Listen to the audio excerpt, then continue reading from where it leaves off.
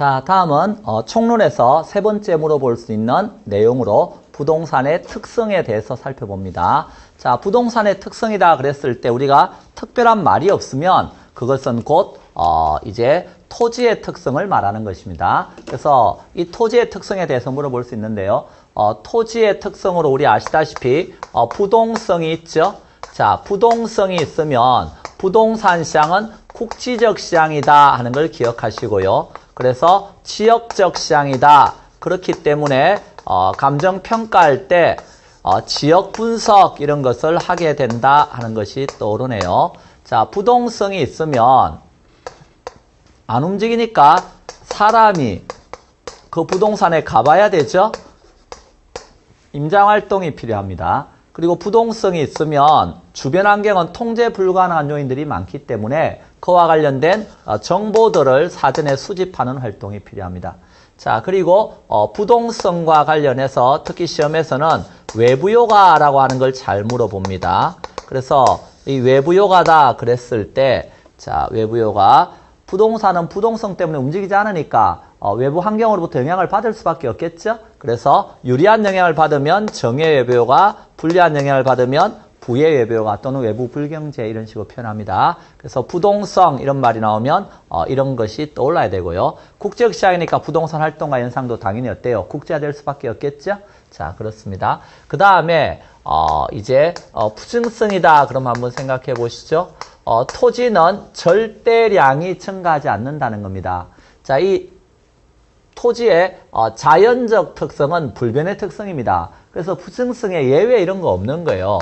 다만 뭐 간척했다, 매립했다 이런 것은 예외가 아니고 용도를 바꾸어서 공급을 늘린 게 지나지 않는다. 즉 절대량이 늘어난 게 아니고 용도를 바꾼 거다 이 뜻입니다.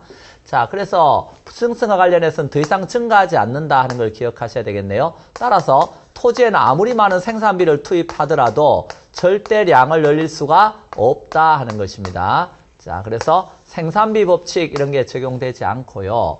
또 더 이상 양이 증가하지 않으니까 공급이 딱 정해져 있네요. 그러면 누가? 수요자가 그 물건을 사기 위해서 경쟁이 생기게 됩니다. 그리고 더 이상 증가하지 않는 것은 희소하죠. 희소한 토지는 어떻게 이용해야 되죠? 최유효 이용이 필요하다 하는 거 기억하시고요. 귀한 거니까. 희소한 토지는 남주기 싫죠? 그래서 독점, 소유욕 이런 것도 생긴다 하는 거 생각해 보시고요. 자, 희소하기 때문에 내 땅 쓰려면 돈 내놔. 그래서 지대, 지가 이런 게 나타날 수 있고요. 자, 희소하기 때문에 도시 토지 같은 경우 건물이 어때요? 위로 올라간다는 거 기억납니까? 토지가 귀하면 건물이 위로 올라가죠? 무슨 이용이 나타나는 거죠? 집약적 이용이 나타나는 겁니다. 자, 희소하기 때문에 땅 가지려고 서로 다툼도 생기고 지가 고의 폐단도 생기고 부동산 문제가 발생하는 근원이 되겠습니다. 그래서 부증성 생각하면 이런 용어들 좀 떠올려 주시면 되겠습니다. 자, 그 다음에 영속성이 있었죠. 자, 영속성과 관련해서는 자, 토지는 소모되어서 없어지지 않는다. 따라서 비소모성이기 때문에 소모를 전제로 해서 다시 재생산하자 이런 논리가 토지에는 써먹을 수가 없는 거죠. 콜라는 마셔버리면 다시 만들자 이런 논리가 나오지만 그리고 영속성이 있으면 부동산 활동할 때 장기적인 배려 하에서 부동산 활동을 하게 됩니다. 그리고 소유의 이익과 이용의 이익이 구별됩니다. 소유의 이익은 이제 시장에서 가격으로 나오고요. 이용의 이익은요. 자, 이용의 이익은 임대료가 되겠죠. 그래서 이런 가격을 받는 시장과 임대료 받는 시장이 구분되고 부동산 시장에서 이런 임대료 받는 임대차 시장이 발달하는 것도 영속성과 관련을 가지게 됩니다. 자, 그리고 물리적인 측면에서 감가가 되지 않습니다. 그렇기 때문에 감가, 상각 이런 논리가 적용되지 않는다. 우리 정규수업 시간에 배웠죠? 기업에서 기계면 감가되니까 언젠가는 어때요? 없어지면 기계를 다시 살 돈을 만들어야 되겠죠? 그래서 감가상각비다. 그래서 이렇게 떼두게 되지만 토지는 물리적인 면에서 감가가 안 되니까 당연히 어때요? 감가상각 이런 논리도 적용되지 않는다는 겁니다. 자, 그리고 가치 보존력이 우수합니다. 그 말은 안 없어지니까 가치 보존력이 우수해서 자, 운영을 통해서 소득이득도 얻을 수 있고요. 처분 시 자본이득 이런 것도 얻을 수 있다는 거요. 자, 그래서 이런 것도 한번 생각해 보시면 되겠다. 학개론에서 가치 이런 말을 많이 쓰는데 이런 가치라고 하는 말, 가치는 장래 기대되는 편익의 무슨 가치? 현재 가치 이렇게 표현하는데 그것도 영속성과 관련을 가지죠. 그리고 개별성 이런 말이 나오면요. 뭘 떠올려 주셔야 되느냐 하면 일물일가 법칙이 적용되지 않는다는 걸 떠올리셔야 됩니다. 개별성이 있으면 똑같은 게 없기 때문에 하나의 가격 이런 말은 없다는 겁니다. 자, 그리고 개별성이 있으면 개별 분석 이런 것이 필요하게 되는 것입니다. 개별 분석. 자, 개별성이 있으면 똑같은 게 없기 때문에 이론 정립이라든가 이런 게 쉽지가 않고요. 또 비교 방식 이런 거 적용하기도 어때요? 용이하지가 않다는 겁니다. 자, 그래서 이런 것들 떠올려 보시고요. 여기까지가 특히 무슨 특성이죠? 자연적 특성이었습니다. 그런데 인문적 특성도 있죠. 자, 인문적 특성은 인간이 개입해서 나타나는 후천적이고 가변적인 특성입니다. 그와 관련해서 용도의 다양성 이런 것이 있네요. 자, 용도의 다양성이 있으면 우리 최유효 이용 이런 말이 나올 수 있는 근거도 어디에 있다? 다양한 용도 중에서 최고 최선의 이용을 찾아 이용하는 것이 최유효 이용입니다. 그래서 이런 말이 나올 수 있는 것도 용도의 다양성을 베이스로 하고요. 경제적 공급이다. 그래서 용도를 바꾸어서 농지를 택지로 바꾸어서 공급할 수는 있죠. 예, 용도를 다양화시켜서 이용할 수가 있다는 뜻입니다. 자, 그 다음에 후보지, 이행지 이런 말도 역시 뭐와 관련을 가지죠? 용도를 바꾸는 것이죠. 예, 용도가 다양하니까 바꿀 수 있다는 뜻입니다. 자, 그래서 용도의 다양성에서는 이런 표현들이 나오면 용도의 다양성 좀 떠올려 주시고요. 그 다음에 인문적 특성으로서 토지의 절대적 위치는 바뀌지 않지만 사회적, 경제적, 행정적 위치는 어때요? 바뀔 수 있다 하는 것입니다. 그것이 위치의 가변성입니다. 우리 주변에 공원이 들어왔다. 그러면 사회적 환경이 좋아지는 겁니다. 그 사회적 위치가 바뀌는 거죠. 자, 그런 것들입니다. 그래서 이런 사회적, 경제적, 행정적 위치는 바뀔 수 있다는 것 기억하시고요. 자, 그리고 또 병합 분할의 가능성 이런 것도 있죠. 그래서 토지는 인간이 개입해서 병합하거나 분할해서 이용할 수 있다 하는 것입니다. 자, 이런 특성들이 인문적 특성이 됩니다. 자, 그러면 그 내용을 바탕으로 해서 문제를 한번 보시죠. 9번 토지의 특성 틀린 것하고 물었습니다. 영속성으로 인해서 원칙적으로 감가상각 이런 게 적용되지 않는다 그랬습니다. 두 번째, 부동성이 있으면 부동산 활동과 현상이 국지화된다라고 설명했고요. 부생성이 있으면 집약 이런 말이 나오면 부생성 떠올리시면 됩니다. 개별성으로 인해서 부의 외별가 발생한다. 외부효과 이런 말이 나오면 부동성이나 인접성을 떠올려 주셔야 됩니다. 개별성하고는 아무 관계가 없습니다. 4번이 틀렸군요. 5번 이용주체의 목적에 따라 인위적으로 분할 또는 합병하여 이용할 수 있다. 즉 병합 분할의 가능성이 있다. 그런 뜻이 되겠습니다. 자, 10번 A 아파트 인근 지역에 공원이 새롭게 조성되고요. 대형마트가 들어서니까 A 아파트 가격이 막 상승했대요. 이러한 현상은 부동산의 자연적 인문적 특성 중 어떤 특성이 한 것인가? 자, 가장 기본적으로 공원이 들어왔더니 공원이 들어오고 대형마트가 들어오니까 아파트가 올랐다 그랬죠? 그건 무슨 효과예요? 부동성이 있으니까 외부 환경으로부터 유리한 영향을 받은 거죠, 지금. 그래서 외부 효과와 관련을 가지는 겁니다. 그것은 자연적 특성에서 나타나는 거죠. 근데 인문적 특성은요, 공원이 들어오면 사회적 환경이 좋아지는 거라 그랬습니다. 그렇기 때문에 그것은 사회적 위치의 가변성 이런 거와 관련을 가지죠. 자, 따라서 이때 자연적 특성으로는 부동성을, 인문적 특성으로는 위치의 가변성 이런 것을 들 수 있다 하는 거 기억하시고요. 자, 그 다음에 자, 우리가 11번에서 부동산의 자연적 특성 중 이제는 부승성에 대해서 물었습니다. 여기 자, 틀린 것하고 물었는데요. 토지는 다른 생산물이나 생산물처럼 노동이나 생산비를 투입해도 순수한 그 자체 양을 늘릴 수가 없다. 그렇습니다. 그래서 1번은 맞는 말이네요. 자연물인 토지는 유한해서 토지의 독점 소유욕을 발생시킨다. 맞나요? 토지는 유한하니까 당연히 남주기 싫죠. 내가 갖고 싶어요. 그래서 독점 소유욕 이런 것이 생긴다 그랬습니다. 세 번째, 매립이나 산지 개간을 통한 농지나 택지의 확대는 부승성의 예외이다. 이건 예외가 아닙니다. 예외가 아니고 그것은 뭐다? 용도를 바꾼 거에 지나지 않는다는 겁니다. 자, 그러므로 3번이 여기선 틀린 답이 되겠습니다. 4번 지대 또는 치가를 발생시키며 최유효용의 근거다. 그래서 지대 또는 치가를 발생시키고 이런 최유효용의 근거가 되는 것이 부증성이 되겠습니다. 부증성으로 인해서 특정 토지의 희소성은 공간 수요의 입지 경쟁을 유발한다. 즉 희소하니까 누가 경쟁한다고요? 수요자가 이렇게 입지 경쟁한다는 겁니다. 수요자 경쟁이 야기된다. 그런 뜻입니다. 자, 따라서 틀린 답은 이 경우에 3번이 되겠습니다. 자, 12번 작년도 문제군요. 토지의 자연적 특성 중에서 영속성에 관한 설명인데 옳은 거 모두 한번 골라보세요. 이렇게 첫 번째, 토지의 집약적 이용과 토지 부족 문제의 근거다. 집약 이런 말이 나오면 여러분은 부증성을 떠올리셔야 됩니다. 그래서 여기 집약 이런 말이 나오면 부증성. 그래서 토지 부족 문제의 근거가 되겠죠? 예, 그렇습니다.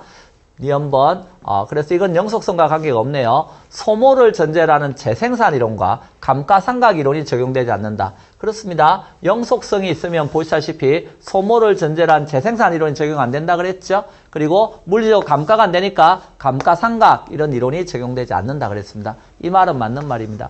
자, 부동산 활동을 임장활동화시키고 지역 분석이 필요하다. 임장활동, 지역 분석 이런 말이 나오면 뭘 생각해 주세요? 부동성을 생각해 주세요. 그래서 이거는 부동성이니까 틀렸군요.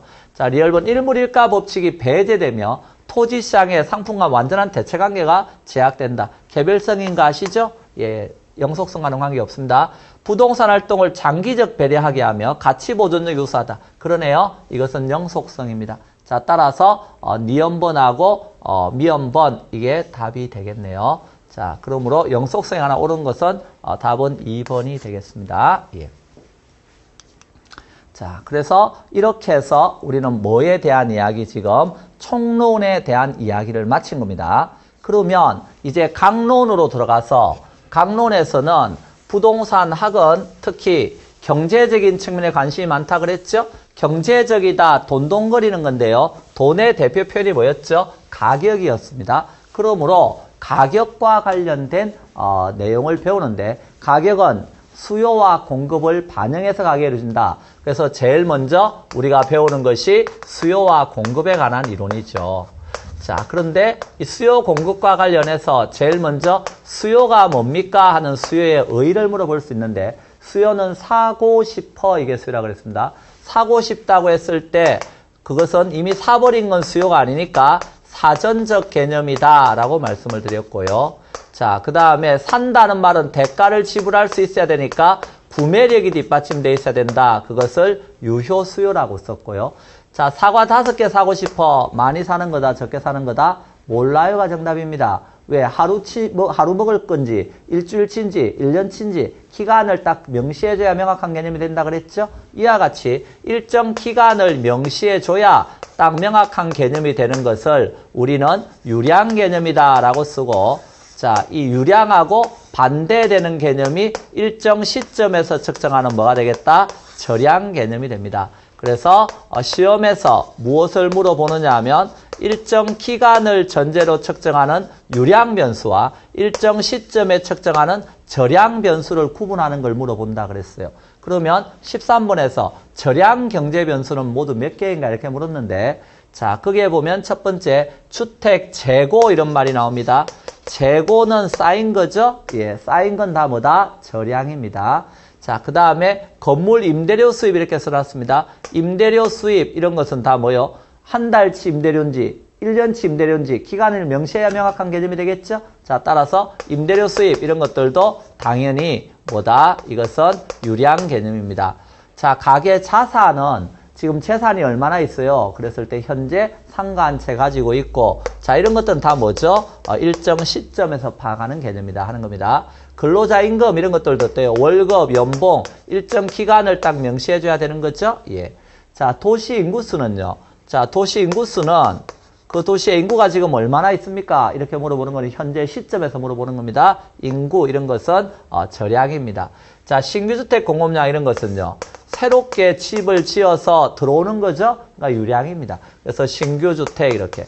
대신에 들어온 것이 쌓였다. 재고주택 이런 건 뭐가요? 절약이다. 이렇게 되는 거죠. 자, 따라서 절약 경제 변수는 모두 몇 개입니까? 그랬을 때 주택 재고, 그 다음에 여기 가계 자산, 그리고 도시 인구 규모. 자, 3개가 되겠습니다. 답은 2번이 되겠네요. 그래서 유량과 절량을 구분하는 문제는 항상 물어볼 수 있다 하는 것을 우리가 알고 계셔야 된다 하는 겁니다. 자, 그 다음에 두 번째로 뭘 알아두셔야 됩니까? 그랬을 때 수요의 의의를 알았다면 두 번째로는 수요 법칙을 알아달라 그랬습니다. 수요 법칙은 가격과 수요량은 서로 무슨 관계에 있다? 반비례 관계에 있다 하는 것이었습니다. 그래서 강의할 때는 비싸면 안 사고요. 싸면 더 살 거예요. 이렇게 강의해 드렸고요. 자, 그것을 그래프로 그리면 세로축은 프라이스 가격이고 가로축은 수량인데 이것은 반비례는 이렇게 그려지는 거라 그랬습니다. 자, 따라서 수요 곡선이 우하향한다. 그 말은 비싸면 안 사고 싸면 더 사는 거에 그래프적 표현이 되겠습니다. 자, 세 번째, 이것을 수화식으로 나타낼 수도 있다 그랬죠? 가격이 P죠? 예. 여기서 100에서부터 내려간다 그러면 100 마이너스 뭐다? QD 이런 식으로 표현할 수 있다 그랬습니다. 그럼 여기에 1이 올 수도 있고 2가 올 수도 있고 다양한 숫자가 올 수 있는데 이것은 기울기를 지금 알려주고 있는 것이다. 그래서 숫자가 커지면 커질수록 경사가 가파라진다 하는 것 정도는 알아달라 그랬고요. 그 다음에 변형하면 QD는 100-P 이런 식으로 써도 되겠죠? 자, 그래서 이런 표현이 나오면 이건 수요 법칙의 수식적 표현이다 정도는 알아달라는 뜻이 되겠습니다. 수요 법칙 이야기 알고 계셔야 된다. 자, 세 번째로 알아두셔야 될 게, 자, 수요량의 변화와 수요량의 변화와 수요의 변화를 알아두셔야 된다.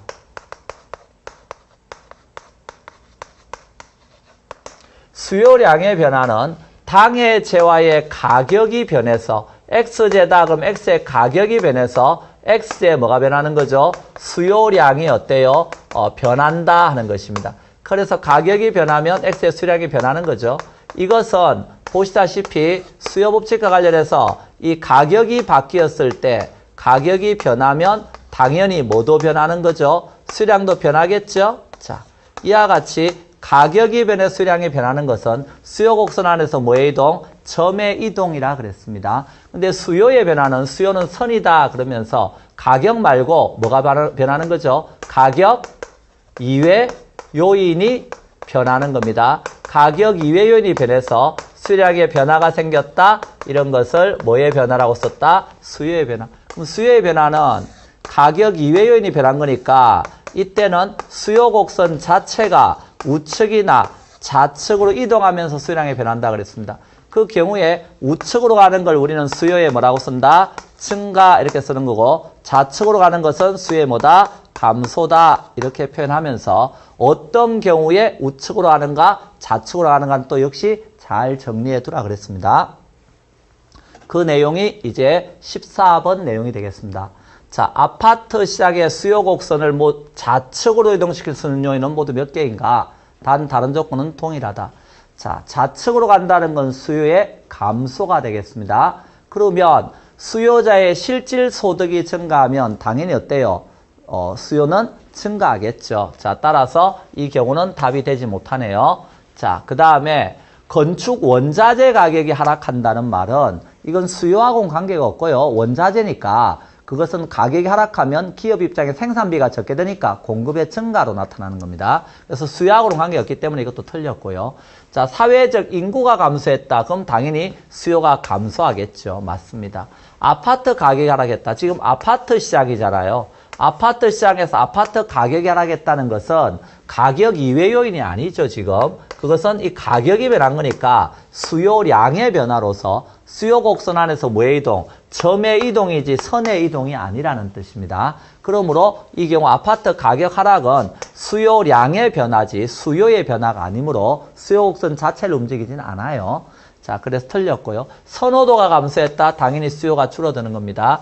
자, 대체주택 가격이 하락했다. 대체제 그러면 딱 떠올라야죠. 둘 중 하나 선택이다. 그런데 대체재 가격이 하락하면 싸졌죠. 대체재가 싸면 더 사. 무엇을? 대체재를. 대체재는 둘 중 하나 선택이니까 대체재 사버렸죠. 싸서. 그럼 당해자 산다 안 산다? 안 사. 그 수요 감소 요인입니다. 수요 곡선 좌측으로 가는 거 맞습니다.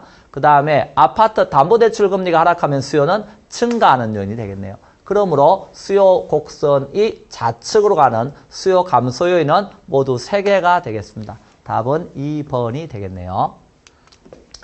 자, 15번 문제는 부동산 수요 증가에 영향을 주는 요인. 수요 증가니까 수요 곡선이 어디로 가는 거죠? 우측으로 가는 거죠. 자, 영향을 주는 요인을 모두 한번 골라보라는 뜻입니다.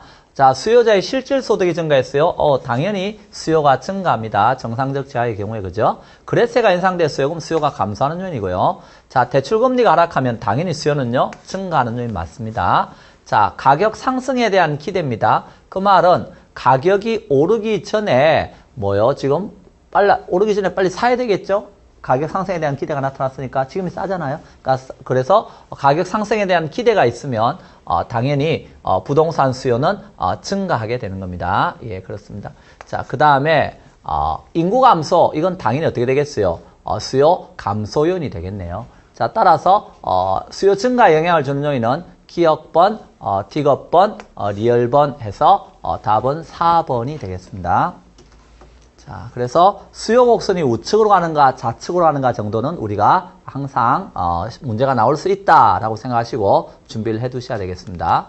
자, 그 다음에 16번 문제는 A 부동산 가격이 5% 상승할 때요. B 부동산 수요는 10% 증가하고 C 부동산 수요는 5% 감소했다. A와 B, C의 관계는 우리 대체재하고 보완재에 대해서 열심히 공부한 거 기억나시죠? 대체재는 제가 강의할 때 이렇게 강의했네요.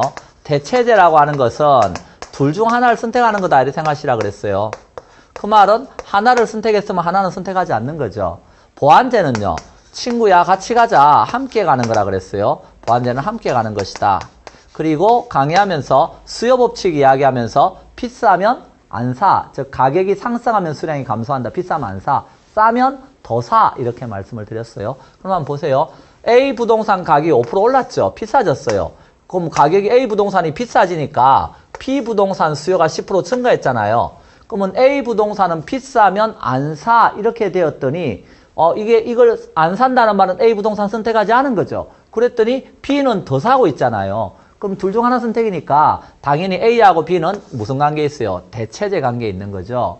그래서 A 부동산이 비싸져서 안 사 그랬더니 C도 같이 뭐라고 말하고 있어요? 안 사 이렇게 말하고 있잖아요. 감소했으니까. 그래서 둘 다 같은 방향으로 움직이죠? 그럼 함께 가는 거니까 이건 뭐가 되겠어요? 보완재가 되겠습니다. 자, 그러므로 A하고 B는 서로 무슨 관계? 대체재가 되겠고요. A와 C는 보완재가 되므로 답은 1번이 되겠습니다. 그래서 적어도 수요와 공급에서 대체재하고 보완재 정도는 우리가 잘 정리해놔야 된다 이 소리입니다. 자, 그 다음에 자 17번 문제는 이제 수요만 물어보면 그렇죠? 뭐에 대해서? 공급 곡선에 대해서도 역시 물어보고 있네요. 자, 그러면 공급 곡선도 역시 마찬가지입니다. 공급 곡선은 공급 법칙에 의해서 우상향한다 정도는 알고 있죠. 얘가 우측으로 갈 수도 있고 좌측으로 갈 수도 있습니다. 우측으로 가는 게 공급의 뭐죠? 증가. 좌측으로 가는 게 공급의 감소가 되겠습니다. 그러면 우측으로 가는 거니까 공급의 증가 요인이 아닌 것하고 물어봤습니다. 자, 그러면 주택 건설 업체 수가 증가했다. 그럼 건설업체가 많아지면 공급은 뭐가 되겠어요? 증가가 되겠죠? 예, 우측으로 가는 겁니다. 이건 증가요인이죠. 그 다음에 주택 건설용 원자재 가격이 하락했다. 원자재 가격이 하락하면 공급도 역시 어떻게 된다? 증가. 그래서 어디로 간다? 우측으로 간다. 자, 세 번째, 담보대출 이자율이 상승했다? 그럼 공급 곡선이 어디로 가는 거예요? 이건 좌측으로 가니까 공급의 감소네요. 그래서 이건 어디로 가는 거죠? 좌측으로 가는 겁니다. 나머지는 다 우측으로 가는 거죠? 예, 그래요. 새로운 건설 기술이 개발돼 원가가 절감된다. 그럼 공급은 증가니까 당연히 우측으로 가는 것이고요. 건설용 토지 가격이 하락했다. 생산 요소 가격이 하락한 거니까 공급은 뭐가 되겠다? 증가. 우측으로 가는 겁니다. 자, 따라서 우측으로 이동시킨 요인이 아닌 것하고 물었으니까 답은 3번 담보대출 이자율 상승 이것이 되겠습니다. 자, 그래서 공급 곡선도 역시 우측으로 가는가 좌측으로 가는가 이런 것 정도는 정리를 하시라 이런 뜻이 되겠습니다.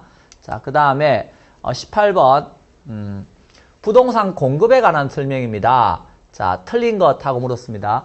부동산 신규 공급은 일정한 시점에서 측정되는 절약 개념이 아니라 일정한 기간 동안 측정되는 유량 개념이다. 그렇죠? 신규 공급은 유량이죠, 당연히. 신규 주택 공급량 이런 거 다 유량이라 그랬어요. 자, 그래서 1번은 맞는 말 되겠습니다. 부동산의 공간과 위치가 공급되는 성질이 있다. 세 번째, 부동산은 개별성이 있어서 공급은 비탄력적이고 개별성이 있어서 자, 비탄력 이런 말이 나오면 우리는 탄력과 비탄력에서 강의할 때 제가 이렇게 강의하네요. 탄력은 양이 왕창 변하는 거. 비탄력은 양을 변화시키기가 어려운 거. 그러면 개별성이 있으면 대체가 안 되잖아요. 그러니까 양을 늘리기 쉬워요, 어려워요? 어렵죠? 그래서 비탄력적이다는 말 맞는 거예요. 근데 개별성이 있으면 똑같은 게 없기 때문에 개별 독점적 성격을 지니는 겁니다. 그러므로 여기 비독점적으로 만든다 이 표현은 틀린 거죠. 자, 비독점적으로 만드는 게 아니고 개별 독점적으로 만드는 거예요. 그래서 3번이 틀린 답이 되겠습니다. 자, 공공임대주택 지어주겠다 하는 거는 주택시장에 정부가 개입하는 사례 당연히 맞습니다. 자, 주택의 공급 규모가 커지면 규모의 경제로 인해서 생산단가가 낮아져서 건설 비용을 절감할 수 있다. 그래서 대규모, 대량 생산을 하게 되면 물건 한 개 만들 때 들어가는 평균 생산비가 어때요? 줄어든다는 것입니다. 그러니까 그때 당연히 이런 규모의 경제로 인해서 비용을 절감할 수 있다 하는 말은 맞는 말이 되겠습니다. 자, 이 경우에 틀린 답은 3번이 되겠습니다. 자, 다음은 19번 문제 살펴보도록 합니다. 자, 부동산 공급에 관한 설명으로 틀린 것 하고 물었습니다. 자, 1번 한국가 전체의 토지 공급량이 불변이라면 이 말의 의미는 토지 공급량이 불변이다. 이 말은 토지 공급량이 딱 정해져 있다 이 소리예요.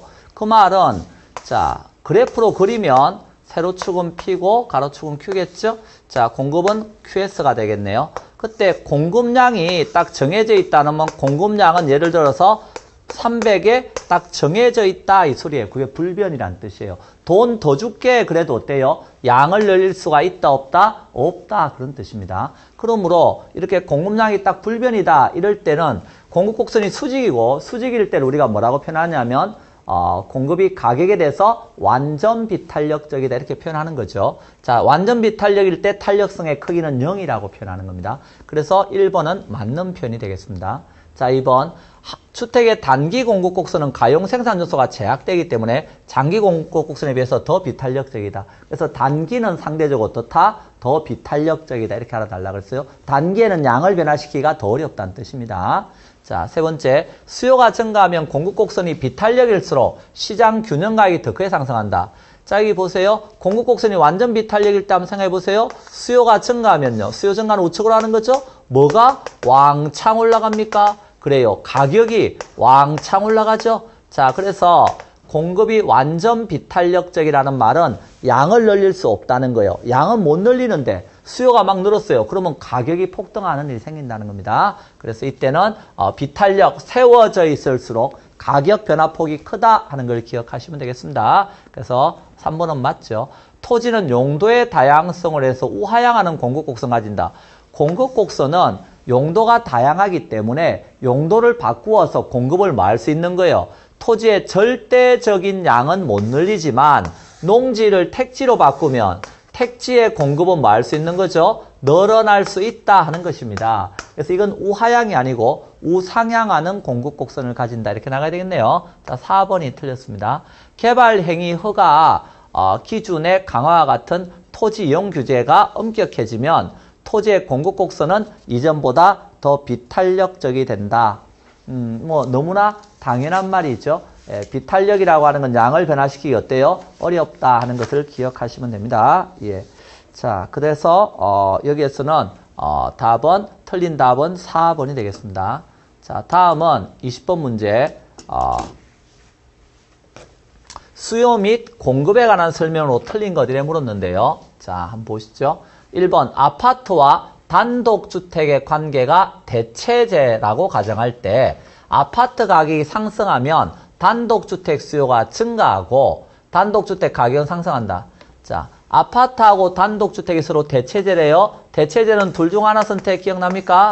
둘 중 하나 선택. 그러면 아파트 가격이 상승했어요. 그러면 사람들이 아파트 비싸다고 아파트 안 사 이렇게 나가겠죠? 그럼 뭐 사러 가요? 단독주택 사러 가겠죠. 대체제니까. 그러면 단독주택에 대한 수요가 어떻게 되죠? 증가하겠죠. 그럼 수요가 증가하면 가격은요. 당연히 상승하게 된다 하는 것 맞는 말입니다. 자, 1번은 맞죠. 2번 건축 기자재 가격이 상승하더라도 주택 가격이 변하지 않는다면 주택 공급은 감소할 거다. 그래서 공급자 입장에서 건축 기자재 가격이 상승했다는 건 생산비가 더 들어가는 거잖아요. 근데 주택 가격은 그대로고 받는 돈은 그대로인데 비용만 더 들어가요. 그러면 공급자가 돈도 안 되는 것 이러면서 어때요? 공급을 줄이겠죠. 그래서 공급은 감소할 거다. 너무나 당연한 말이죠. 예. 자, 그 다음에 3번 주택 가격이 상승하면 주거용지 공급이 감소한다. 그러면 우리는 주택하고 여기 있는 주거용지는 서로 무슨 관계에 있나 하는 걸 좀 살펴보셔야 됩니다. 자동차하고 이런 거 한번 생각해 보시죠. 타이어가 있습니다. 자, 그런데 자동차 가격이 어때요? 올랐다고 생각해 보세요. 자동차 가격이 오르면 자동차를 만드는 공급자들이 자동차 돈 되는 것 이러면서 자동차의 공급을 뭐 하겠어요? 공급이니까 가격이 오르면 공급자들은 돈 되는 것이라고 외친다 그랬어요? 그럼 자동차의 공급을 늘리겠죠. 자동차의 공급이 늘어나면 당연히 그 타이어, 자동차 바퀴에 들어가는 타이어의 공급도 어떻게 돼야 되는 거예요? 늘어나야 되겠죠? 예, 이게 무슨 관계예요? 보완이잖아요, 보완. 보완은 행동을 같이 한다. 기억납니까? 그럼 자동차 공급이 늘어나면 타이어 공급도 늘어나는 거예요. 그럼 여기에서 주택과 주거용지는 서로 어떤 관계에 있는 거예요? 보완 관계에 있는 거잖아요. 그러면 주택에 지금 가격이 올랐다는 거예요. 이게 자동차 가격이 올랐다는 거 똑같아요. 그럼 주택 가격이 오르면 주택 짓는 사람들은 돈 되는 거에서 주택의 공급을 늘리겠죠? 돈 되니까, 가격이 올랐으니까. 그럼 주택의 공급을 늘리면 당연히 주거용지 보완관계에 있는 타이어 공급이 늘어나는 것과 똑같이 주거용지 공급도 어때요? 증가 이렇게 되는 거죠. 그러므로 3번이 여기서는 감소가 아니라 증가한다 하는 것을 지금 알아달라는 겁니다. 그래서 대체재 또는 보완재 이와 관련된 내용을 알고 있냐 하는 것을 공급적인 면에서 지금 물어본 겁니다. 자, 그래서 완전 경쟁 시장에서 부동산의 공급량은요. 한계 비용 곡선이 가격 곡선과 딱 일치하는 점에서 결정된다. 뭐 완전 경쟁 시장에서는 여기가 P면 물건 한 개 팔았을 때 가격이 AR가 되고요. 평균 수입이 되고 이것은 또 한 단위 더 팔았을 때 레버뉴하고도 같은 겁니다. 이게 경제학적으로. 그리고 여기에서 이제 AC 곡선이다 그래서 average cost 곡선이 지나게 되고요. 그 다음에 여기에서 평균 비용 곡선의 최저점을 통과하는 것이 MC 곡선이다. 우리가 경제학적으로 이렇게 표현합니다. 그런데 뭐 여기까지 여러분의 공부 범위를 넓힐 필요는 없다는 게 제 생각입니다. 왜 경제학적 내용을 알기보다는요. 적어도 중개사로서 가장 기본적으로 대체재, 보완재 정도 여기까지 공부할 수 있는 실력이 있냐 하는 걸 물어보는 거죠. 범위를 넓히려고 하면 한도 끝도 없어져요. 그래서 4번은 이 한계 비용 곡선하고 지금 가격 곡선 이런 것이 어때요? 딱 만나는 점이 여기가 이제 공급량이 결정된다 하는 뜻인데요. 뭐 여기까지는 안 들어가도 괜찮을 것 같습니다. 자, 5번 부동산의 물리적 공급은 단기적으로 비탄력이라 할 수 있다. 물리적인 건 양을 늘리기 어렵잖아요. 자, 그래서 여기까지 설명하고 자, 잠깐 쉬었다가 다음 내용 들어가도록 합니다.